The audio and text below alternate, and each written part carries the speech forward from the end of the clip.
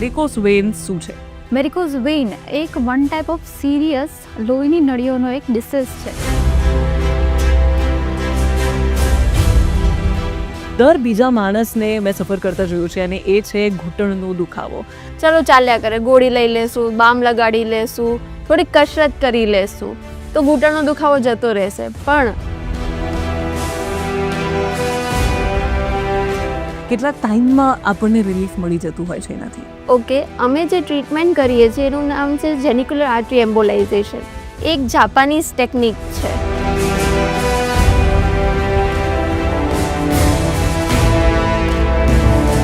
તમને શું તકલીફ હતી અને કેટલા વર્ષોથી હતી? મને 35 વર્ષથી આ બહુ જ તકલીફ હતી. હું ઊભી જ ન રહી શકું. મારા પગમાં આખી નસો બધી ફૂલી ગઈ હતી. મારાથી રહેવાતું નહોતું, ચાલી નહોતી શકતી.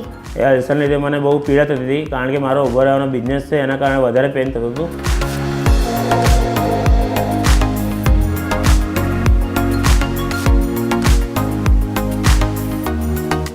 કેટલા ટાઈમમાં જે પેશન્ટ છે એ ચાલતું ફરતું થઈ જાય છે?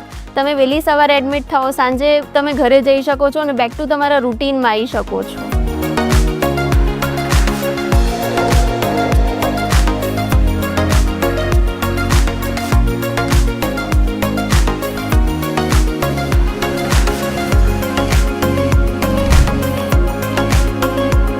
દુખાવો ઘૂંટણનો હોય કે વેરિકોસ વેનનો, આ જે તકલીફ છે તમે એનાથી ગુજરવાનું ડિઝર્વ નથી કરતા, પણ જો છતાંય તમને આ તકલીફ છે તો પછી એની સારવાર માટે આજે બહુ જ ઇન્ટરેસ્ટિંગ કોન્વર્ઝેશન હું લઈને આવી છું. મારા સાથે છે જે ફિઝિયોથેરાપિસ્ટ છે.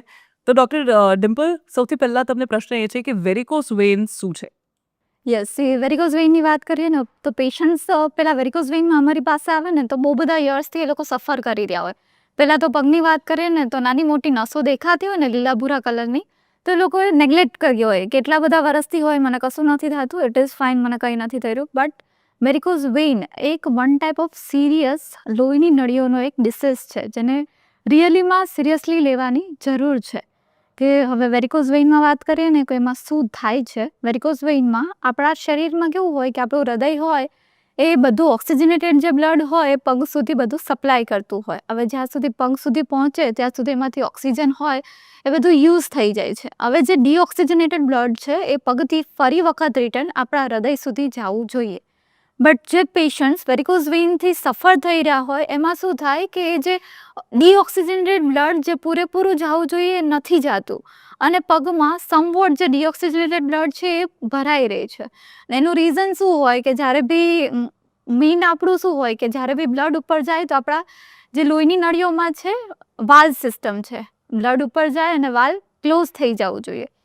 બટ વેરિકોઝ વેઇનમાં એ વાલ્વ બરાબર રીતે ક્લોઝ નથી થતા, જેના લીધે થઈને જે ડીઓક્સિજનેટેડ બ્લડ છે એ આખું ભરાઈ રહી છે અને જેના લીધે થઈને પેશન્ટ્સને બહુ બધી પ્રોબ્લેમ થતી હોય છે. બટ વેરિકોઝ વેઇન બહુ ધીમી ગતિનો રોગ છે, એટલે શરૂઆતમાં આ બધા સિમ્ટમ્સ પેશન્ટ્સને હોતા નથી, એટલે પેશન્ટ્સ ઇગ્નોર કરે છે કે મને એટલા બધા ટાઈમથી છે, કોઈ તકલીફ નથી થઈ રહી. રાઈટ. તો પછી આનું સોલ્યુશન શું છે હવે? યસ, એ વેરિકોઝ વેઇનમાં તો પહેલાં તો આપણે વાત કરીએ ને તો પેશન્ટ્સ સફર થઈ રહ્યા હોય કે પેશન્ટ્સને જે પગમાં જેમ મેં કીધું કે લીલા ભૂરા કલરની નસો હોય છે એ નસો ધીરે ધીરે ફૂલે છે, પગમાં કાળા થાય, પગમાં બહુ ઇચિંગ આવે કે પગમાં અલ્સર જે ખરજવા ડેવલપ થાય છે. આ બધા માટે પેશન્ટ્સ અમારી પાસે આવતા હોય છે. અમુક પેશન્ટ્સ આવે ને તો એને પગ ઉપર મોટા મોટા ખરજવા પણ ડેવલપ થયેલા હોય છે. હવે ટ્રીટમેન્ટની વાત કરીએ તો ફર્સ્ટલી અમારી પાસે જ્યારે બી પેશન્ટ આવે છે તો અમે પર્સનલી પેશન્ટ્સનું ડોપલર કરીને પહેલાં ચેકઆઉટ કરીએ છીએ કે વાલ અંદરથી લીકેજ છે તો એનું કેટલા પર્સન્ટેજ છે, કેટલા અમાઉન્ટમાં છે, પેશન્ટ્સ કેવા સિમ્ટમ્સથી સફર થઈ રહ્યું છે. પછી અમે પહેલાં ટોટલી 360 ડિગ્રી આખો વ્યૂ લઈને પછી અમે એમનું ટ્રીટમેન્ટ પ્લાન કરીએ છીએ. હવે વેરિકોઝ વેઇનની ટ્રીટમેન્ટની વાત કરીએ તો ફર્સ્ટ અમે લેઝર કરીએ છીએ કે લેઝર છે એ પણ નોન સર્જિકલ એક મિનિમલી ઇન્વાન્સિવ ટ્રીટમેન્ટ આપણે કહી શકીએ છીએ કે જેમાં નીડલ પંચરથી આખી ટ્રીટમેન્ટ કરવામાં આવે છે. જે વાલના લીધે થઈને ડીઓક્સિજનેટેડ બ્લડ આખું જે ભરાઈ રહી છે એ વાલ અમે અંદરથી જ તે લેઝરથી ગરમી આપીને ક્લોઝ કરીએ છીએ. તો ઇન શોર્ટ આપણે ઓપરેશનની જરૂર નથી પડતી અને આ નોર્મલ જે તમે ટ્રીટમેન્ટ કીધી છે એનાથી સારવાર હવે આપણે કરી રહ્યા છે, રાઈટ? શું લોકોને હેલ્પ મળી રહી છે આ નોન સર્જિકલ ટ્રીટમેન્ટ પછી? યસ સી લેઝર છે ને એક એડવાન્સ ઓપ્શન છે, બટ એનાથી પણ મોસ્ટ એડવાન્સ છે વિનાશિલ ગ્લુ એમ્બોલાઇઝેશન છે, કે જેમાં પણ નીડલ પંચરથી glue, one type of medical glue આવે છે, જેની હેલ્પથી જે વાલ હોય એને અંદરથી જ તે બંધ કરી દેવામાં આવે છે. આ બંને જે નોન સર્જિકલી ટ્રીટમેન્ટ છે ને, તો એના લીધે થઈને કે પેલા કટ ફ્યુચર કે એવું કશું આવતું નથી. અને પેશન્ટનો મેઇન શું હોય કે કોસ્મેટિક રીઝન, કે પગ ઉપર જે લીલા ભૂરા કલરની નસો કે ફૂલેલી નસો હોય એમાંથી પણ પેશન્ટ બહાર આવી શકે છે, જે દુખાવા થઈ રહ્યા હોય એમાંથી બહાર આવી શકે છે. તો એક લાઇફસ્ટાઈલની વાત કરીએ ને, તો એમની લાઇફસ્ટાઈલ બહુ સારા વેમાં ઇઝીલી થઈ શકે છે after the treatment. Right. So non surgical option કે પેનલેસ ઓપ્શન હવે અવેલેબલ છે વેરિકોસ વેન માટે. પણ આવી જ એક તકલીફ છે જેનાથી દર બીજા માણસને મેં સફર કરતા જોયું છે, અને એ છે ઘૂંટણનો દુખાવો. તો યસ દિશા, ઘૂંટણના કેવા દર્દીઓ દુખાવા સાથે તમારા પાસે આવતા હોય છે? ઘૂંટણનો દુખાવો જે છે એ લોકોને 5 વર્ષથી, 10 વર્ષથી, 15 વર્ષથી પણ હોય છે. મોટા લોકોને દર વખતે કેવું હોય કે ચલો ચાલ્યા કરે, ગોળી લઈ લેશું, બામ લગાડી લેશું, થોડીક કસરત કરી લેશું તો ઘૂંટણનો દુખાવો જતો રહેશે. પણ નથી જતો દુખાવો, એટલે એ લોકો ડૉક્ટર્સને વિઝિટ કરતા હોય છે, ઓર્થોપેડિક ડૉક્ટર્સને વિઝિટ કરતા હોય છે. તો ઓર્થોપેડિક ડૉક્ટર્સ દવાઓ આપશે, પહેલાં કસરતનું કહેશે, એ બધું તો લોકોએ કરી જ લીધું હોય છે, પણ છેલ્લું ઓપ્શન શું આપશે કે ઘૂંટણ બદલાવવાનું. પણ એકચ્યુઅલમાં ઘૂંટણ બદલાવવાની જરૂર નથી.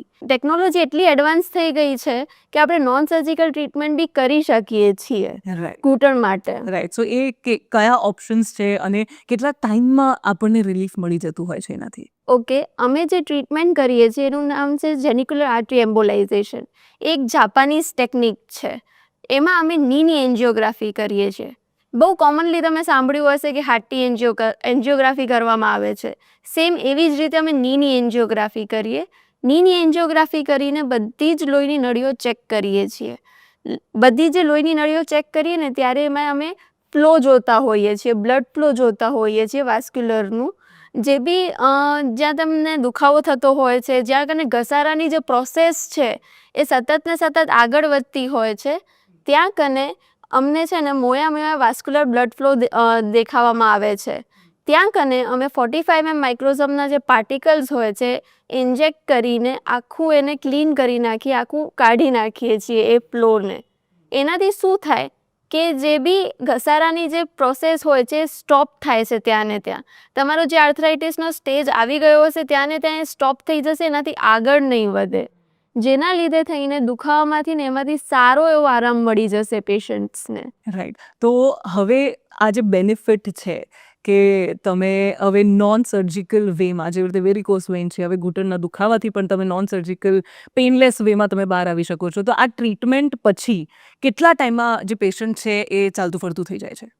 આ ટ્રીટમેન્ટનું એવું નથી હોતું કે તમારે રેસ્ટ લેવાનું હોય છે કે એવું કંઈ, એવું નથી હોતું. બસ થોડું 6 અઠવાડિયા જેવું આપવું પડે છે, જેના લીધે જે જૂના સોજાની જે ઇફેક્ટ હોય છે એ ઓછી થઈ જાય અને નવો સોજો ફોર્મ ના થાય. તમે તમારું રૂટીન, બેક ટુ રૂટીન તમે નેક્સ્ટ ડેથી જ આવી શકો છો. તમે વહેલી સવારે એડમિટ થાઓ, સાંજે તમે ઘરે જઈ શકો છો અને બેક ટુ તમારા રૂટીનમાં આવી શકો છો. રાઈટ.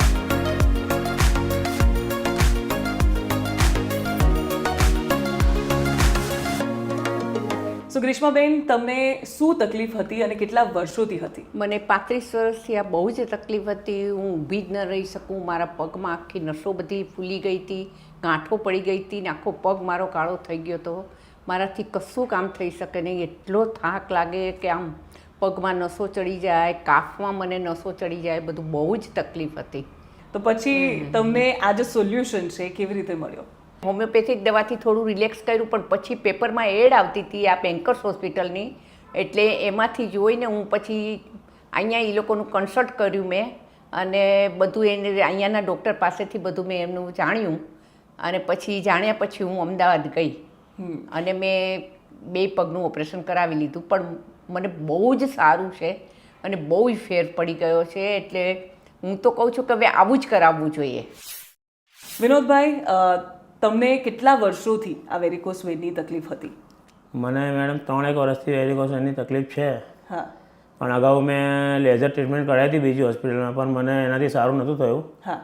એ અલ્સરને લીધે મને બહુ પીડા થતી હતી, કારણ કે મારો ઊભો રહેવાનો બિઝનેસ છે, એના કારણે વધારે પેઇન થતું હતું. હા.